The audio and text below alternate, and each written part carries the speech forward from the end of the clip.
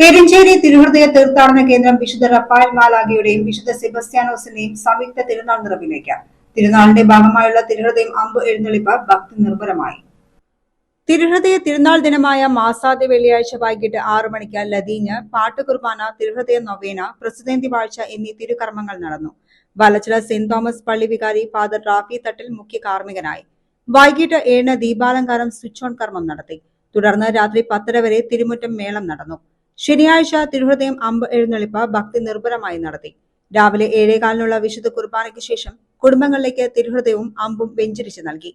വൈകിട്ട് 5 ലതീഞ്ഞ്, ആഘോഷമായ തിരുനാൾ പാട്ട് കുർബാന, തിരുഹൃദയ നൊവേന, ധനഹ പ്രാർത്ഥന എന്നിവ നടന്നു.